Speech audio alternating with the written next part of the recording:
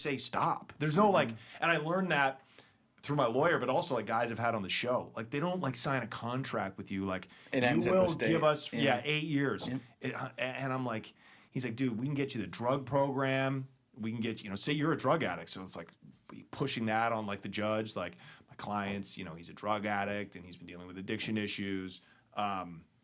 So the feds decided to just seize the money and drop the case and give it over to the state. So I only had to do state time.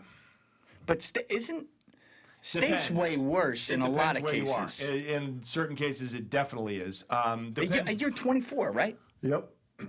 24 at the time. So it depends. If you go to a USP, if you're in Lompoc or fucking, Leavenworth, those are bad USPs. Right. I mean, people are murdered every day there. Whereas Coleman is like Coleman's a golf bad one club. too. That's Depends. a bad one? Well, there's a low. There's a Coleman low. Coleman right. low. Yes, if you're at a low, knowing what I know now, I'm like, I'd almost rather go to a low than a fucking maximum security state prison for sure, because you're hitting golf balls. But I don't know. I don't know everything about the prison system, but I'm an amateur expert on the subject. Most bad USPs are worse than bad state prisons because people have so much money in USPs. People have so much money in the feds that they can get you killed. Right. And the people are doing so much time, and there's no parole. There's no parole out of the feds. So you can get clemency from the president. Well, it's 85%, right? Right. You guys are really, But even in, I interviewed a guy, Banky Pound. He's got a great channel.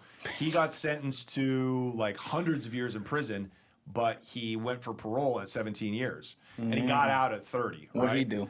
He was murder robbery. They were armed robbing people, and the guy got killed. But it's like, unfortunately, may he rest in peace. Yeah. Fuck him. Thanks for the content. Thanks for the clickbait. Hey, maybe that should be like my tagline. You know what I mean? Thanks for the old school radio. Thank you for the clickbait.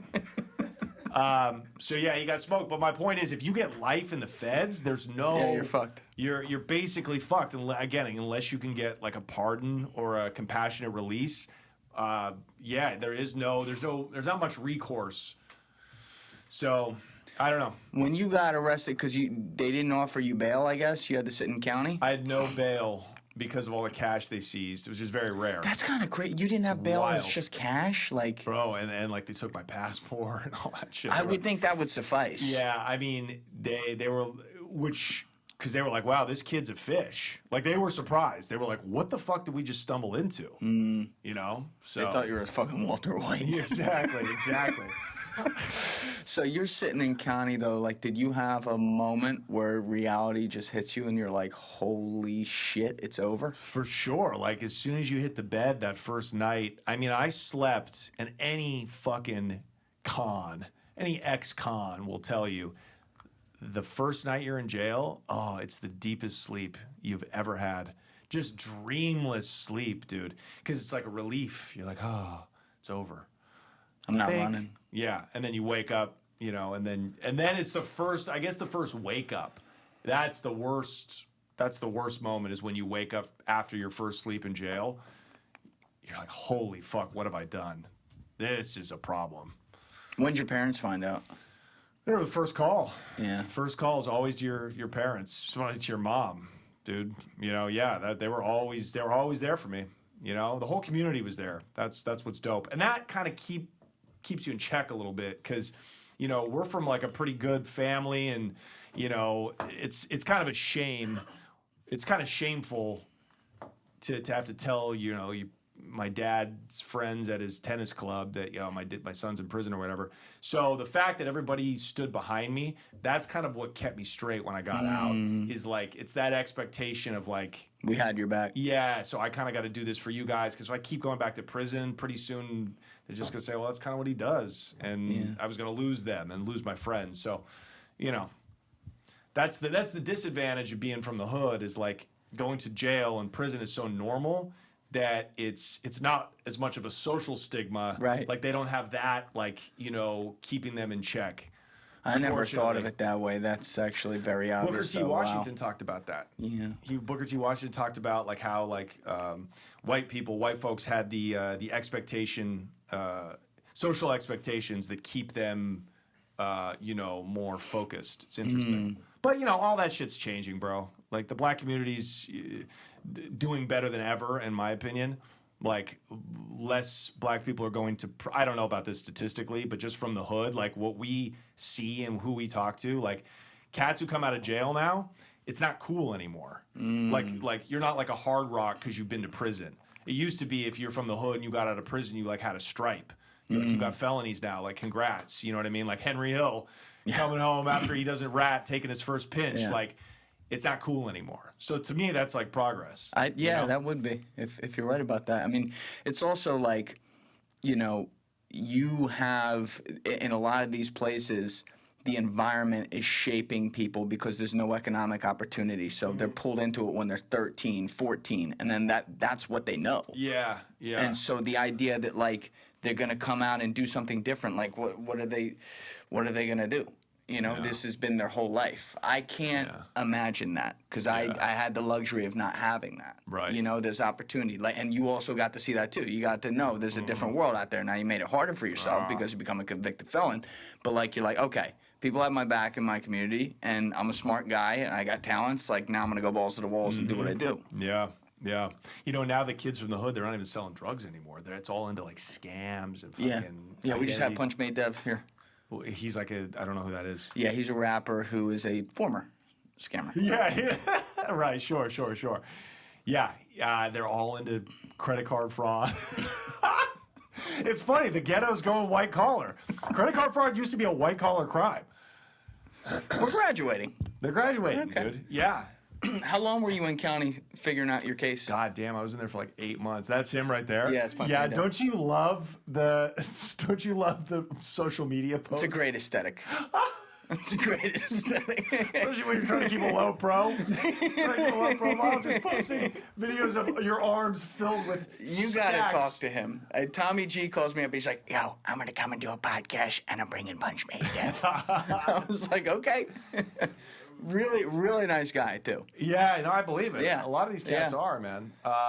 An innovator, for I don't sure. think he's. I don't think we're gonna have him on the show. No?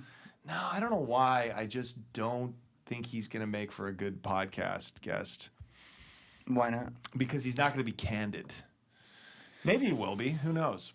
That's an interesting way you put it. He's very guarded. Yeah. Very yeah. guarded, but there's a lot of I don't know, this is just how I found it from my seat. You could check it out and decide for yourself, but there was a lot of like guarded answers that were masked in what's the term I'm looking for? Like take the hint. Yeah, sure. And yeah. I think a lot of people Yeah. out there are smart enough to take the hint. Yeah. My fans, I think what makes my show different is that we tell it exactly how it actually happens. That was my goal with the show. Like, let me in a journalistic way explain how crime, drug trafficking, whatever, actually works. Yeah. So when people come on and are guarded, you can't tell. I'm furious. You're like, you're gonna tell me exactly. Give me the I've pin code. become the cops. I've become like a cops in an interrogation room. Turn your I'm like, telegram on right now. I'm gonna fucking start beating the shit out of you. I'm gonna handcuff you to the fucking chair. You piece of shit. All right, maybe don't talk with Dev. Anyway, so it takes 8 months though. Did you make a deal? Is that what happened? You didn't go to jury trial or anything? We kept. He was like, just hang in there because the longer you're in there, the more they want to the more they want to keep, especially with the state. They just want to move you through. Yeah. So the fact that you forfeited your money, the fact that they don't really have anything besides these several things. Also, I had a previous felony. You did? Yeah, I did. The house got raided. One of the reasons that we shifted to mailing packages instead of selling locally, besides the gigantic profit margin, was that about a year and a half before I got popped, the second time that sent me to prison, a stash house of ours got raided and they found product. So I had probation. I was on felony probation, but I had a completely clean record.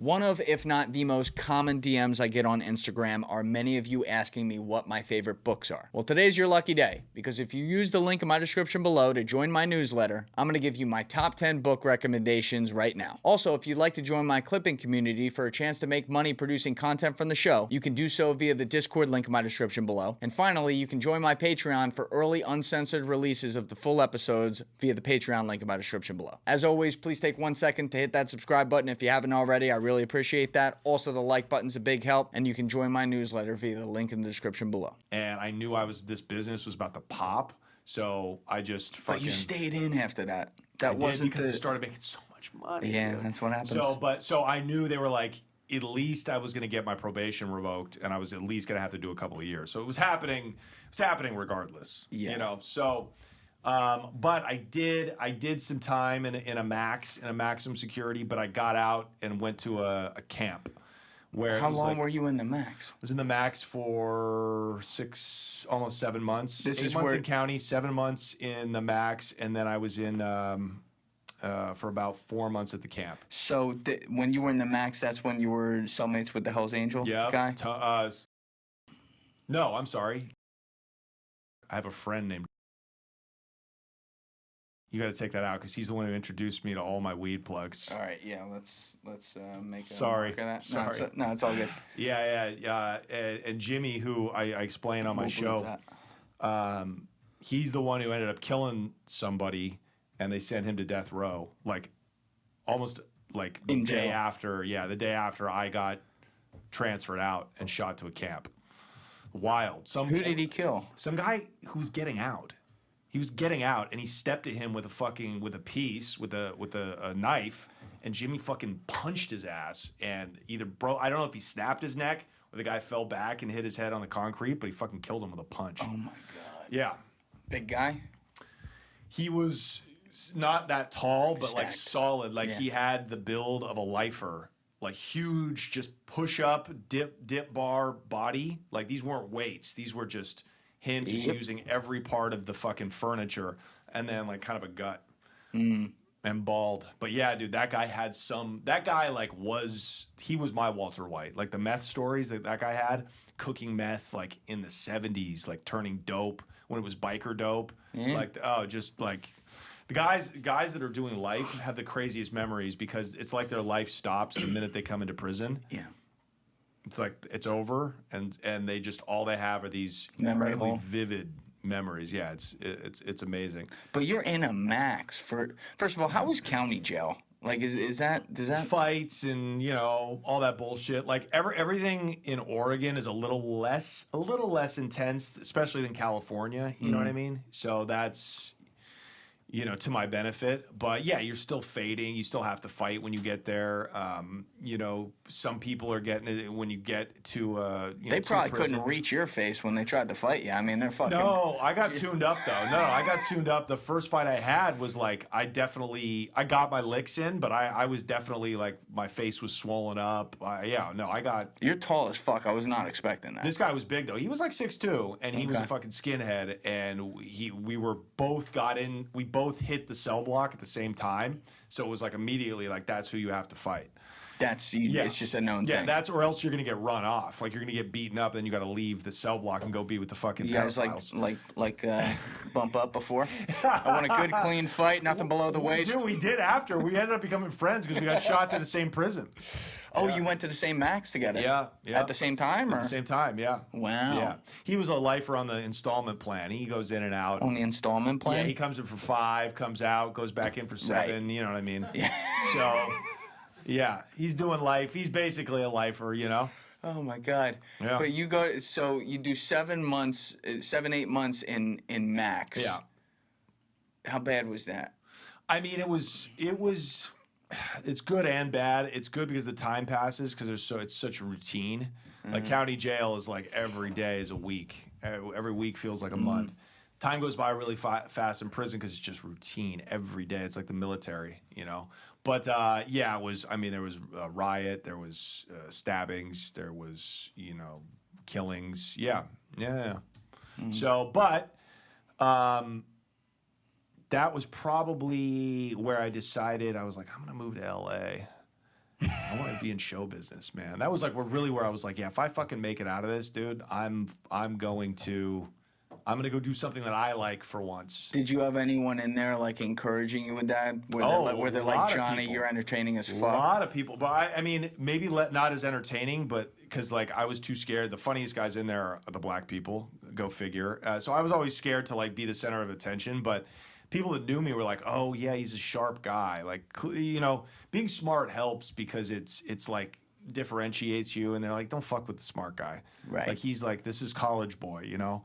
So, but also Jimmy was the one who was like, he's not affiliated, don't touch him. Oh, he protected you. Yeah, bro. That guy ran the fucking yard we were on. So it's like, you know, I talk about Jimmy again in the early Connect videos. And yeah, he's the guy that that was like my fucking guardian angel, you know what I mean? So, but he was definitely like, yeah, that's like, I admitted what I wanted to do. And I started doing talent shows in prison. So I would go down, and it was like stand up almost, but it was like insult comedy.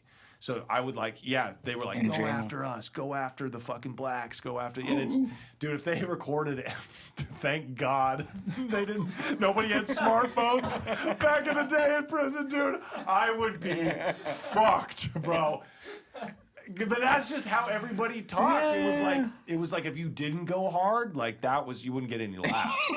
and if your talent was like, you sucked, like an old pedophile with a guitar would get up there and people would start throwing shit, and like fights would break out. They let the chomos do the talent show? Yeah, but if you sucked, they would boo you off, and then or they would beat you up. So it got to a point where like I did a few of these and I was just killing. I was like doing impressions of the guards. I was fucking insulting the shit out of people.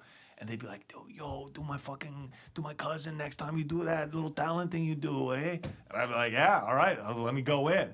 And so that was like the first, that was like the beginning, the genesis of like stand-up comedy. Even though I didn't even know, like, I knew nothing about stand-up back then.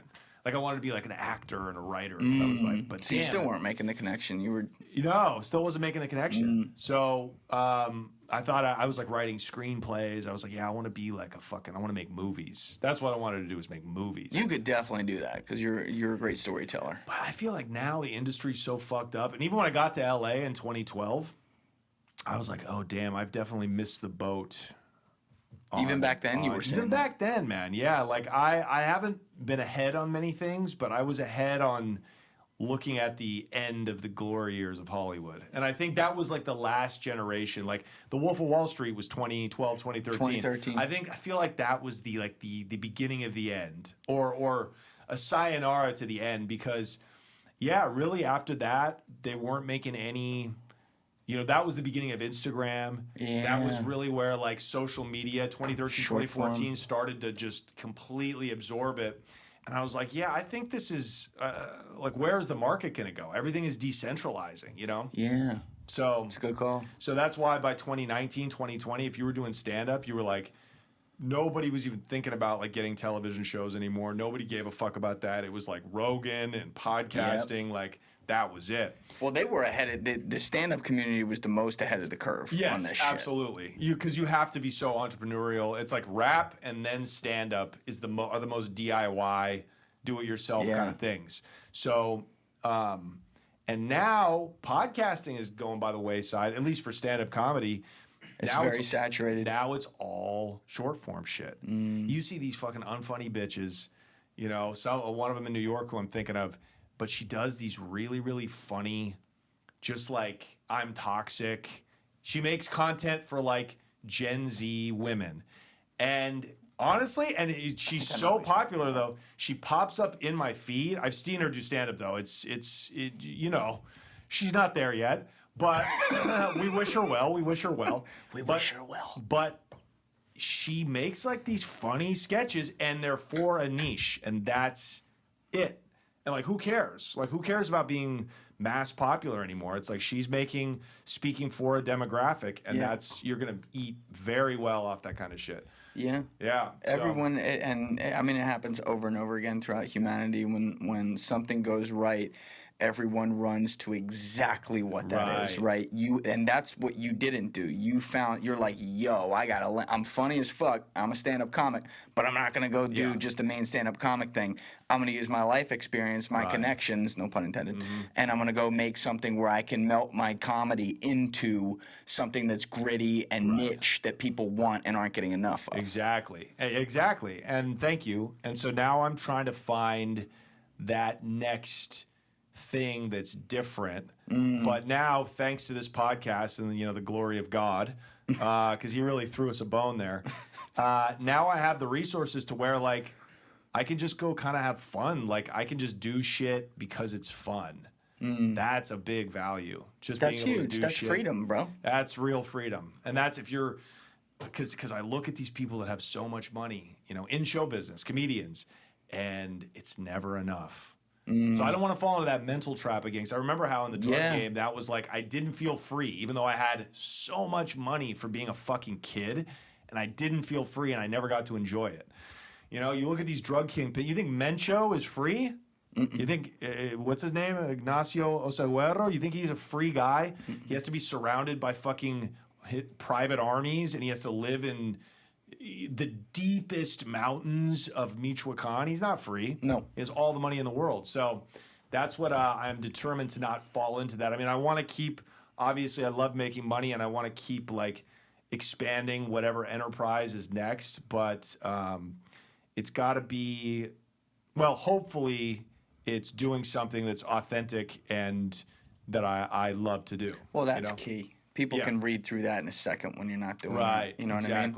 But it sounds like you're starting to see the light at that tunnel of where that freedom could be. And that's great because you've also, like, not for nothing, but as you're saying, you've experienced it where you didn't hit the chute. You know what I mean? Yep. And get out. So you have an extreme life experience that has hopefully now taught you that lesson that other people who are on their legal journey, right? Like it's like a stand-up comic or something, can't understand because they've never had that moment. So it's like, oh, well, now I'm at, selling out fucking 40 shows a year in stadiums. I'm making $7 million, but man, I would feel a lot better if I was making 11 and I could get that private jet. There's always something they step up to. Yeah. Yeah. I saw that when I worked on Wall Street and I saw these ultra rich people. And I'm a simple guy, right? And the clients that didn't even necessarily have the most money, but they all had a lot of money, but like less than others. The ones who just lived a happy life, had Friday fucking pizza and the family, and never called up to bitch about their nephew who wanted fucking 30 grand for his stupid new goddamn econ business.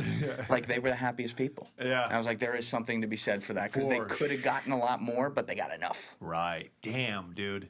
Enough. Yeah, I don't have enough yet, but I'm hoping. That's why I'm really hoping that this Bitcoin narrative is true.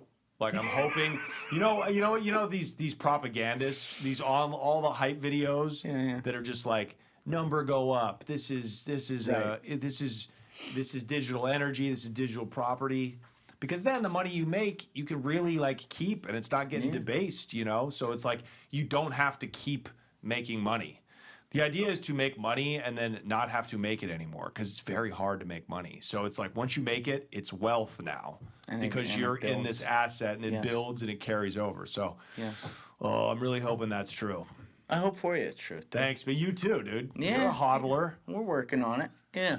But what's have you done stories, going back to some of the cartel stuff, have you been working on stories where you're uncovering, say, the unholy alliance with intelligence and some of these groups personally? No, I haven't personally uncovered any of that. I think everybody kind of knows it already. Of course. Gafe is the closest one. He's the one that experienced it when he was working in special forces. But we talked to people like we were in this state of Coahuila, which is on the east coast of Mexico. Not the east coast, but it's sandwiched between Tamaulipas, Nuevo León, and some other states, and it was where the Zetas really that was their stronghold. And so we've talked to a number of guys that fought the Zetas that remember the Zeta Wars very vividly, and they were like, "Oh yeah, definitely Americans. School of the Americas taught these guys directly.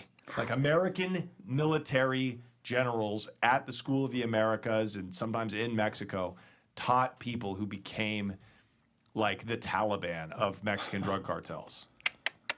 That's Wild, bro. Wild.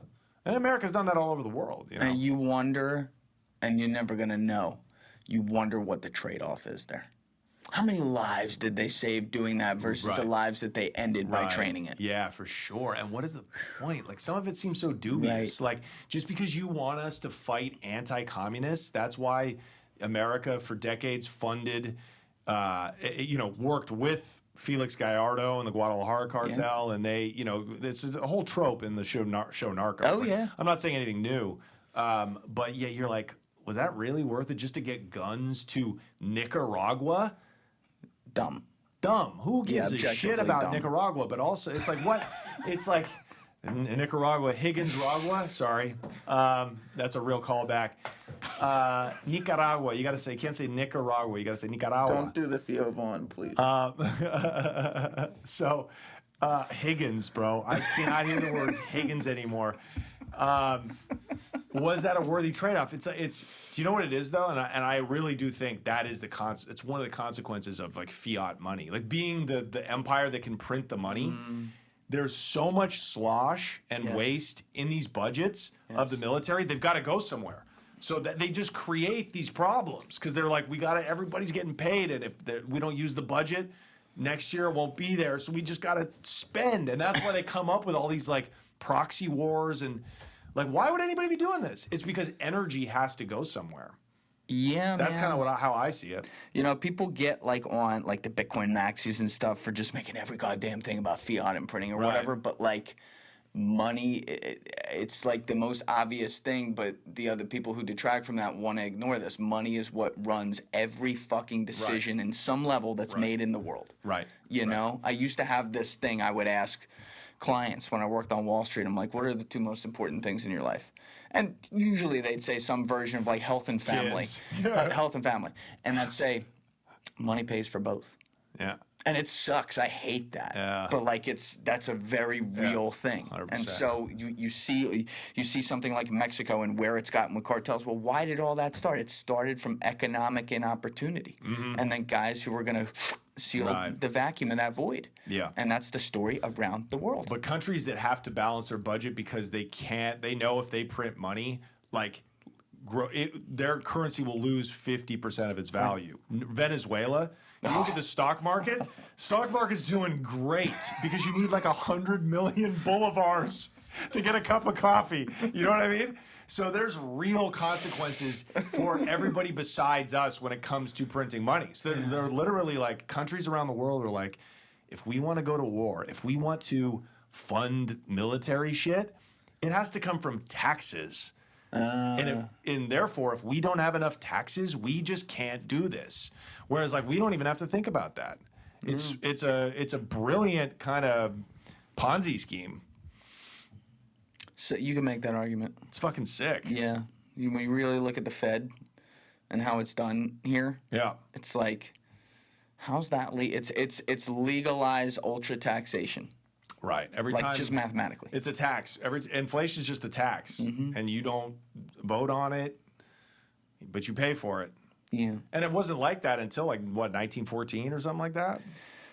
Yeah, there's way better people than me to comment on that. I mean, I believe it was 1914. What was 1914? 1914 was when basically the U.S. took over the responsibility of safeguarding people's gold. It's when Britain broke its economy, when they broke off from, it was there 1971, but that was really the beginning of the fiat currency era, and then it went crazy after Nixon and the gold standard of 71. But it began in 1914 when we gave a bunch of like credit swaps. Let's just read about it. AI can tell you better.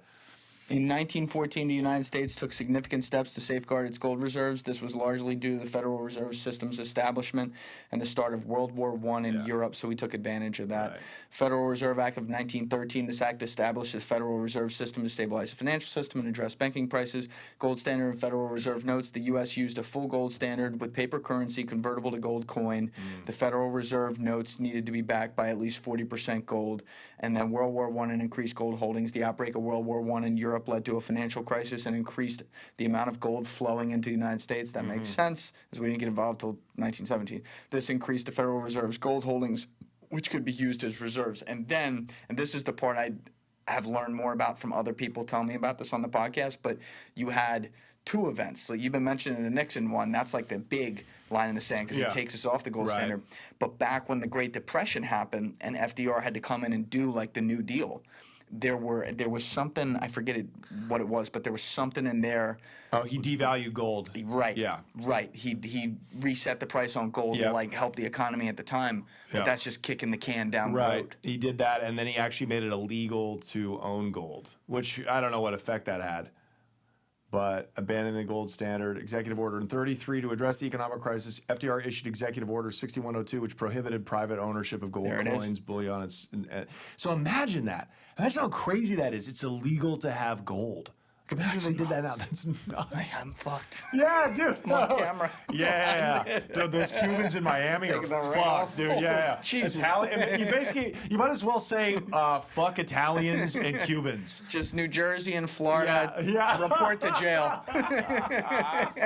Puerto Rico's going to get a lot of fucking emigrants, dude. There's, I'm sure you can relate to this with all the people you talk to, but there's these moments that happen in podcasts where you're like, whoa, where like things connect and all that, and you're like, oh my God, that explains what this guy said and whatever. And when I had Ed here in March, at one point he was like going off on the national security state and how like CIA is involved with cartels, and he goes, and are we going to talk about the CIA going to top 5, top 10 banks and flipping regular old bankers who are top 10 C-suite into being money launderers for the cartel? And I'm just sitting here looking at him going, Ed, funny you say that. That was March 13th. I said on March 6th, I had the guy sitting there who did that and told the story of how he did that. Wow. And he was a banker who got flipped by the CIA? He was a CIA knock who did it. Wow. And he explained how he went and he started at a bar with the guy and how he flipped him and his micro job. He didn't know the bigger picture because they keep you compartmentalized. Like, just go do this. His micro job was flip this guy because we need to use this bank. He wouldn't say obviously what bank it was, but it was a major bank. Right. And we're going to funnel money from the cartels through there because his job as a knock was a money launderer for the cartels. That was his cover. Right. And then, we're going to flow it for national security. So what, and that's currently happening? It was when Matt was doing it in 2015, 2016, so why wouldn't it be happening now? Wow. I mean, I don't know. Which organization and why? Which organization? Which organization and why? And I ask you that because... When you say organization? Cartel. By the way, nobody calls them... I'm getting out of the habits of calling them cartels. Why? Because Americans call them that, and they don't... Nobody really says that down there. They call them criminal organizations. They don't even call them that. Like, the ordinary people call them gente malo. Okay. Gente malo, malandros, thieves, or whatever. And nobody calls them cartels with us. So we've culturally appropriated cartel. Exactly. And if you listen to, like, Luis Chaparro, who you used to have on your show, he calls them their criminal organizations because they're more than just cartels. Like, cartels kind of, they do set the price of drugs as much as they can, but they're into so many different rackets, dude. They're into, again, oil theft. They're into extortion, some of them. They're into, white collar crime. Puerto Vallarta, they're calling people up with scams, ripping off fucking foreigners, selling them timeshares that don't exist, So they're all off in it, bro. They're way more dynamic. But, okay, back to my question. What was his speculation on why the CIA was helping cartels? In the 80s, we knew with Rick Ross and with the Nicaraguans, that was all because they were funding illegal wars that were to fight communism. I can get that. But why in 2016? So I'm going to tell you what he told me. Yeah. And before I do that, I'm going to say that naturally, I think he probably knows more about the bigger picture, but he would never fucking say it on a podcast or off record with me. But what he was saying is, and this is definitely part of it, is that when you are doing a white collar job for the cartels, such as money laundering, because they got a lot of money to launder, you are a very valued person if you are great at it and have a connection like, say, a fucking top 5 bank to be able to do this through, such that you get to some of the highest levels of these organizations, and he did not specify which one it was. So it could have been multiple, could have been one of them. Yeah. Your guess is as good as mine. But in doing that, you are working with an international crime syndicate at the highest level. You're working with the fucking Apple or Google of international crime. And what that allows him to do is have proper cover when he goes to other countries as this character where, let's make one up. Let's say he was going to Hungary for something for the cartels. I don't know, some fucking, they're working on a supply chain for money laundering. Right. When he goes into that country, there may be a book on him with their intel agency or their FBI, the Hungary's FBI, where they're like, oh yeah, it's a cartel money launderer. So they're looking at him for that. So when he fucking throws a mask on and goes out at 11:55 p.m. and puts on his CIA hat and goes and meets with some fucking Russian oligarch to get a nuclear code completely unrelated to what he does, he's got the proper cover as a criminal going into the country such that they would never look at him for doing that type of job. You mean the Russian oligarch? Right. They would never look at him meeting with him. Right. That's right. Right. I see. Sure. It's like a diversion. It's like, look at the crime, look at the crime, look at the crime. Don't look over here. Right. That's all it is. It's like a lot of nothing, and the nothing is he's fucking funding cartels before he does something, which is 5 minutes over here to do something for CIA. It's a moral quandary, the likes of which I can't even. Right. But we still don't know why. Still doesn't explain why. Like what is the value to the CIA for collaborating with Mexican criminal organizations? Well, the why, and again, I think there's more than just this for the why, but the why is that it is a phenomenal cover. They're basically using it as a Trojan horse, so that when he goes to these places, they can be like, oh, cartel guy, instead of that could be a CIA guy. Let's watch who he meets with. See what I'm saying? Yeah, so this is a great deal for the cartels because it seems like they get all the benefit from it. Yep. That's what well, the U.S. gets benefit in this, if this is how it turns out, in the sense that they have an agent who's able to go do things and get away with it without anyone looking at them that are important for national security, while the cartel gets the benefit of, oh, no, we're not in here to investigate you. Not that they're talking to them like that because he's undercover, but it's like, we're going to help you keep this going. Well, also, you know what the benefit is? They don't get money laundered by the American government for free. What they do is they give up the other people. They give up their competitors. So I should have put that together because we know that very well. There's probably, obviously Ismail Mayo Zambada comes to mind. Took the words out of my mouth. Yeah, he was the one that was most entrenched with foreign intelligence services for the longest because he's been around, in the game since the late 60s.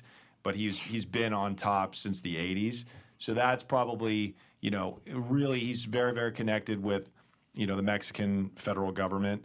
And his sources within the DEA and the CIA for sure. I remember when you did the podcast with Danny, this was a few years ago, but I distinctly remember you talking about El Mayo, and I think you were speculating, and I think other people were too who know what they're talking about like you. I think you were speculating even back then that that's a total front. Like he's got some sort of deal. Yeah. And now, fast forward, I guess 2 years after that to last summer, there's no way. You know what I mean? That was a CIA job collaborating with Chapo's kids. Finally, the tables turned on the old man because he's been feeding them people for years. He fed them the Beltran Leyvas. Chapo did too. He fed them Chapo. He fed them Chapo's some of Chapo's kids. Then he also helped the kids out. That guy is like a spy. When you look at, if you dig into the weeds of how he operated, it's like espionage.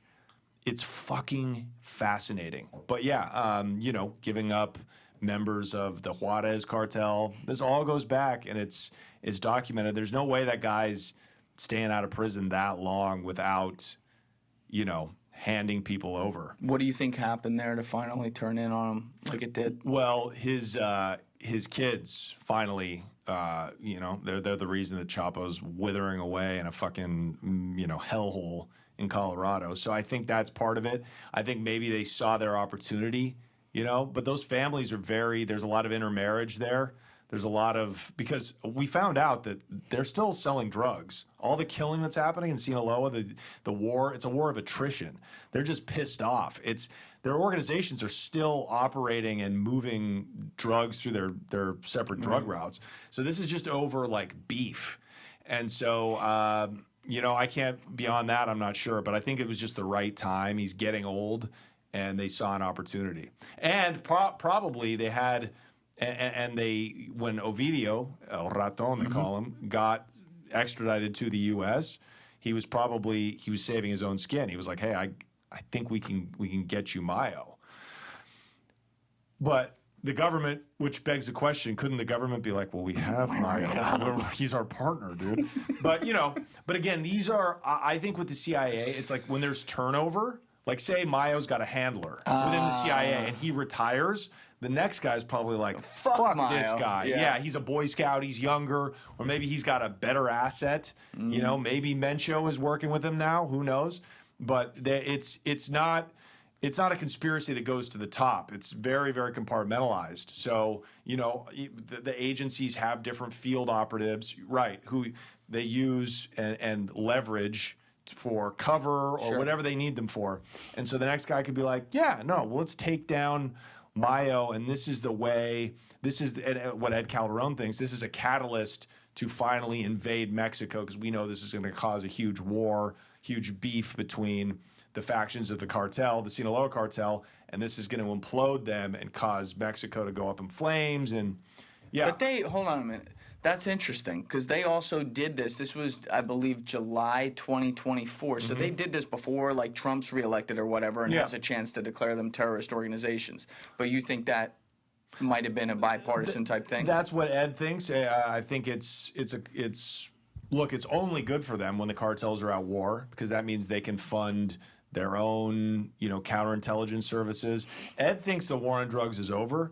He thinks it's a war on terror now, and the war on terror just means bigger budgets for, you know, everything that goes into that, drone equipment, missiles. Eric Prince. Right. Yeah, exactly. Eric Prince is fucking loving this shit. He's getting paid, dude. So, you know, these are all the war pigs that fiat money services. They don't offer anything on the free market. Like, you know, Eric Prince says he does, but it's still funded by the government. Like all of it? For sure. Probably not all of it. Who else is giving Blackwater? Who else is giving Blackwater money? Well, at the time, yeah. Back then, I would have said that's probably fair. You know, so I mean, there might be warlords and shit, but that's like peanuts compared to the money we can just print from the Pentagon budget. So, yeah, that guy. I mean, you thought I liked Mark Lacia. Wait till I give you my opinion on Eric Prince. Am I gonna get my head blown off for this? Seriously, we get drone struck. So you had him on your show, right? Yeah, and he was good enough to come on, and we got really good views out of it. So thanks. You only gave us 40 minutes, and it was through Zoom, but hey, it did well. So yeah, that's all it does is just lead to bigger budgets. So whether it was conniving enough for the CIA to be like, yeah, once we cause this war, we know Trump's going to get elected. We kind of already knew by July of 24 that he was going to get elected. He just got shot, you know, so you could see the writings on the wall, and then they were like, yeah, this means we're going to invade, possibly. Like, they do think that way. Sure. They do think, like, you know, like they were like, yeah, not out of the realm of possibility. Yeah, it's not, you know, they knew 9/11, you know, they knew the Twin Towers were vulnerable. There had been threats. They tried to bomb it in '93. Right, exactly. Came close. Exactly. So they know these things. Just like Netanyahu was like, yeah, well, if they invade, this is a perfect excuse. It's a strategy they teach. I can't remember. McGregor's a guy who talks about it the best, but it's a strategy. We get them to invade. It gives us an excuse to cause, you know, conflagration everywhere. Yes. So there you go. People like a wartime leader if it's done right. You know. Exactly. In a way they can support. Exactly. So I think that's what led to the undoing, because it's a zero-sum game. Even when you have Mayo had the government in his pocket, it's still, by the end, you lose your usefulness. You have an expiration date. So he finally, there was no one left to tell on. Yeah. You know, you telling everybody, and it's like, damn, you're the last motherfucker standing. So, like you said, they're never fully free. no. They may have a lot of land, they may have Yeah. whatever, but they're gonna live their whole life looking over their shoulder. Yeah, and they're imprisoned in their Yes. their province in Mexico. Do you think El Chapo was propped up, meaning like he wasn't really what they said, or do you think he legit had that power? People think that he was propped up by Mayo. Really? Because he was flashy, he was arrogant, he was a tiny little guy, super poor from Bariahuato, just this tiny little, or La Tuna, I think he's from. It's this little town in the hills of Sinaloa. And he was, you know, he's an underdog. He had little man syndrome. So that's why he was like dating novella actors. And what are you doing? You're the most wanted man in the world. Sean Penn, come on in. Let's sit down with Sean Penn, dude. He calls him Sean Penn. Hola, Sean Penn. So he definitely, and Mayo saw that and definitely, almost, we know from how Mayo acted, he was like, he did not like the Flash. And so he was definitely pushing him up as like the face of it. He's Don Corleone to this guy's, you know, regular old good fella. Right, exactly. And so, yeah, I mean, the guy, we have him on record, Mayo with his son in a jail in Chicago, and he basically tells his son, "You go ahead and do what you got to do. Let him know about Chapo. Get yourself out of there." Yeah, and then when Chapo's kids got kidnapped by Mencho in Puerto Vallarta, they walked into a restaurant that they were having dinner at, and they just said, "Come with us." Kidnapped, bro. Mayo negotiated to get those kids sent back safe. So Wow. he would give up Chapo, but also help the family out. Right? He's a chess player. He's a master chess player. It ran out. Yeah. Yeah, he didn't have anybody left to tell on it. You know, he doesn't know enough about Mencho. You know, he's the CJNJ just keeps growing bigger and you know, and they just got their shit together, man. Like when we were when we interviewed Mayo's bodyguards, they didn't. Is this out yet? It's not out because we didn't get it on camera because they wouldn't let us. We thought we had a fixer that was gonna let us. That brought us to them, a fixer in Culiacan. This is 2022. This is before When you all say the shit went fixer, down. can you define what that means in Mexico? A fixer is a guy, well, anywhere. It's not just Mexico. He's the local guy that's going to take you to and Isn't make it sure you're different in safe. Mexico, though? Who was talking about, it was Ed or maybe Luis was talking about how a fixer, maybe it was Jorge. I don't remember. Someone was telling me like a fixer could be, it's like someone who's not a journalist, but they cover, I might be But that's this mixing guy. things. He wasn't a journalist. He was the guy that our journalist friend Luis, who we were in Culiacan with, he was the guy on the ground that Luis was like, Okay. he's going to take us around, show us some shit. There's some guys who we pretty sure are guarding Mayo, and we were confirmed. Luis was like, they're definitely guarding Mayo because they were the ones sitting around with nothing to do because the ones closest to him are the safest because, you know, it's the guys – because these guys got layers of security, just like the military. So it's like if you're from the Mexican Marines and you get within 20 miles of Mayo, his first sentries are going to, the Marines are coming. And then they go by, you get 10 miles close to them, the Marines are coming. And then they're like, get him out of there. So that when you're closest to the boss, you're the safest because you got to get through so many security people before you get to them. So these young kids, like 20s, bro. This one kid has braces and a fucking AK. You're like, this is wild. Braces, brackets, they call them in Spanish. Oh, que lindo brackets tienes.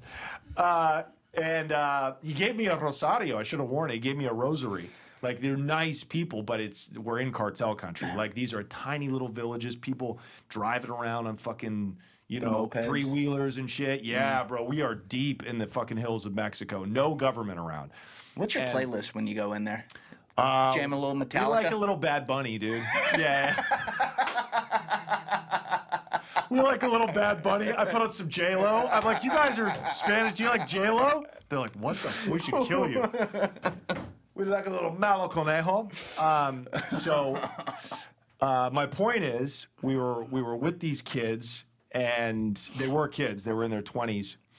And what was I telling you? What was the point of that story? You were going deep, and they kept on saying, So we "You're 10 miles couldn't. now." We couldn't.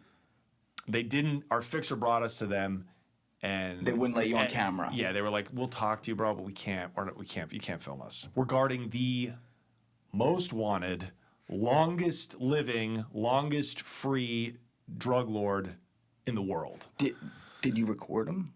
No, because bro, Like just vocally. no. They were like, you can film around us, but you can't film our faces. We're not going to talk to you. And they're not gonna vocalize anything. No. And When was this again? November of 22. And in January of 23 is when they did the big raid and got Ovidio El Raton. Yeah. So, I don't remember the point. I don't remember what you were talking about like going in deep there and how he was so separated from society, essentially. Like he had an army that was surrounded by an army. That separated though. Like that's what's wild is like you think these guys are in like some glass palace.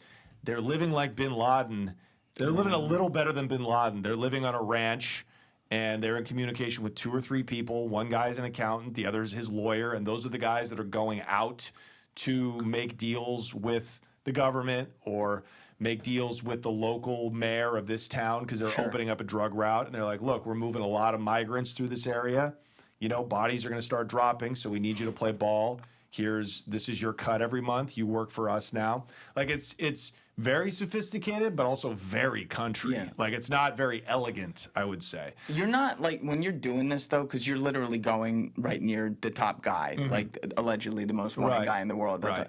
You're not like a little scared. I know you got a fixer in there. I know you got some security, but like I was scared. I was uneasy. Let's put it that way. I was uneasy. And the Sinaloa in Spanish is fucking crazy. It's so ghetto. It's so fucking country. It's like it would be like if somebody who learned English as a second language in Britain, really proper English, went to the bayous of Mississippi and tried to understand what those motherfuckers are saying.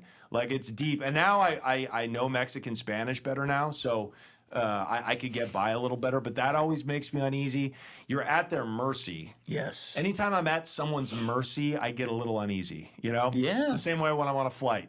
I'm a little uneasy because I have no control. So, but look, those guys they're chilling. They don't want you dead. You seem like there's a piece of you though that lives for that a little bit. That action, that touching the fucking coffee long enough before it's hot just to know what it feels like. Yes. Yeah. I just like to just open a vein just a little bit. What's that feel like? Yeah, it is pretty fucking. I am gonna miss that if I stop doing this show. That's why, I want to incorporate that into moving on. Like, I don't want to stop talking about cartels, and I want to do topical shit because people are interested in this. I don't need to talk to Italian mob guys from the 80s anymore, but like this shit is like ever evolving. I can hook you up with a few. No, I'm good. I've talked to, I don't need to, I don't want to feel the wrath of John Shea. Yeah, dude. But isn't that wild? Like how deep the politics of Mexican cartel go. They're their own government, man. They're politicians, dude. I'm They're a dude in a podcast studio. I can't even fathom it. I've never been. I don't, I live vicariously through some secondhand content I get from guys like you who actually understand what's going on, but that is far from the same thing. Try to. You know, I've got a better understanding, but I mean, it's very deep, and it's you pull back the layers little by little. But if I can keep doing these stories, though, if I can keep getting on like that kid who we interviewed, when does this come out?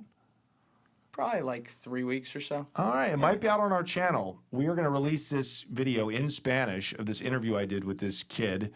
He was 17 years old when he, saw a recruitment video from the Jalisco New Generation Cartel. He went and joined up with them.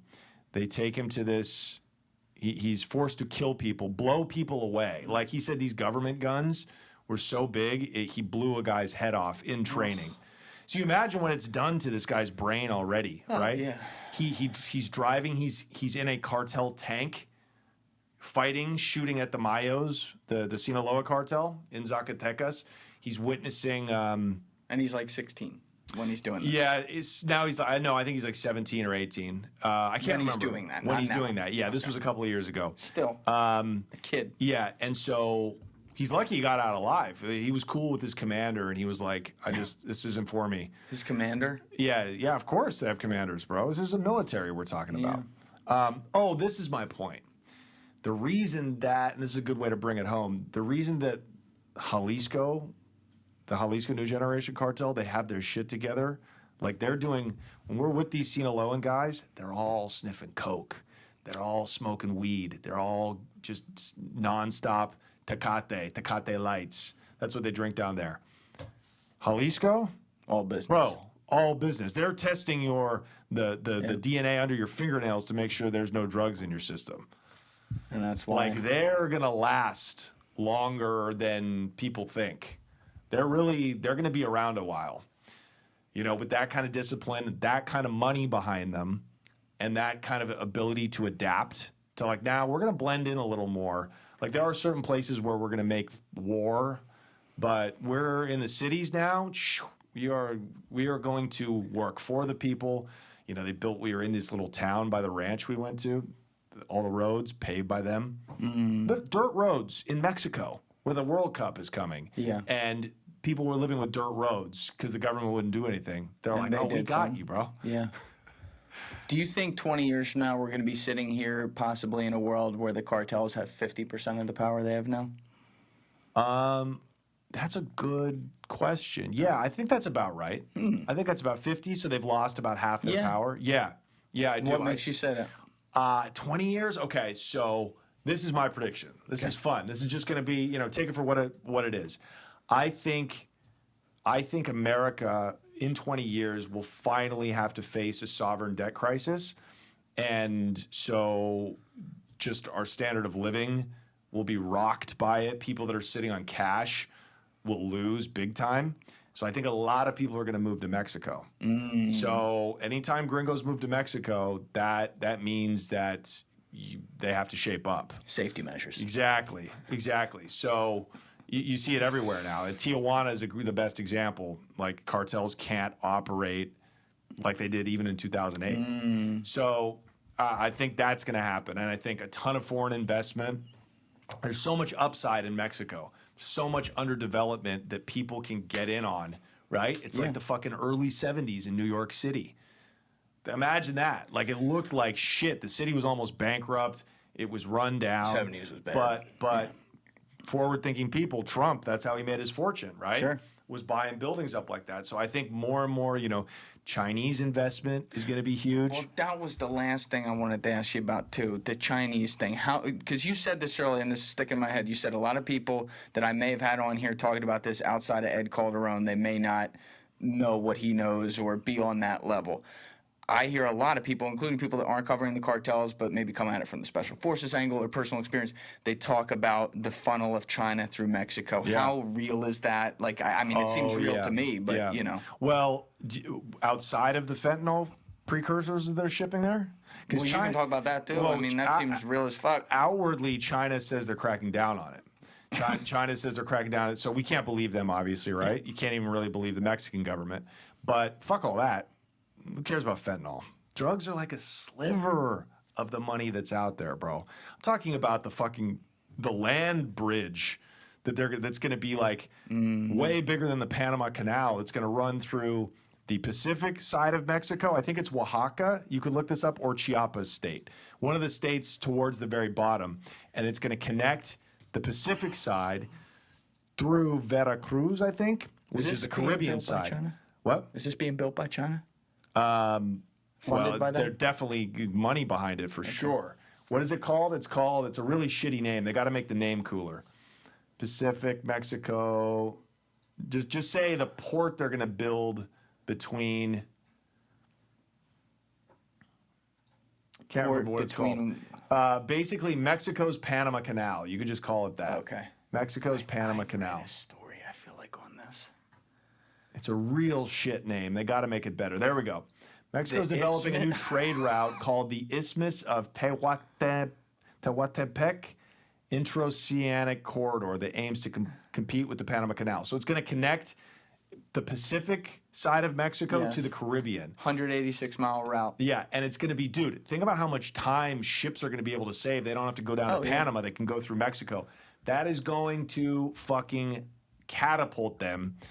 And it might take a while. They got a lot of shit they got to clean up, but they're going to build it eventually. So in 20 years, that could be built, and it's going to make Mexico one of the most powerful countries in the world, I think, with all that money. So is the implication there that outside investment with stuff like China won't be as necessary when they can be self-sustainable?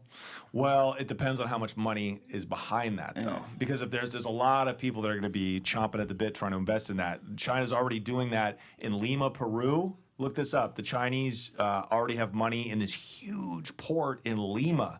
Lima is going to come up, dude. Like the global south, I do believe in it. Like Lima's fucking huge. Lima's huge, and It's like 11 million people that live there. yeah. Have you been? I landed there. Okay. I went to the Amazon when Paul Rosalie decided to go through there, and I was looking it up when I got there. I'm like, what the fuck? Yeah. This is huge. Yeah. So imagine that port, $1.3 billion, the Chancay port. Peru's really, China's really got their mitts in Peru, but I think in Mexico too. I think this is all just indicative of the unwinding of the American empire. Thank you guys for checking out this clip. If you haven't already subscribed, please subscribe and hit the like button on this video. It is a huge, huge help. And if you'd like to check out this clip's full podcast episode, that link is in the description below or right here. And finally, you can follow me on Instagram and X by using the links in my description below.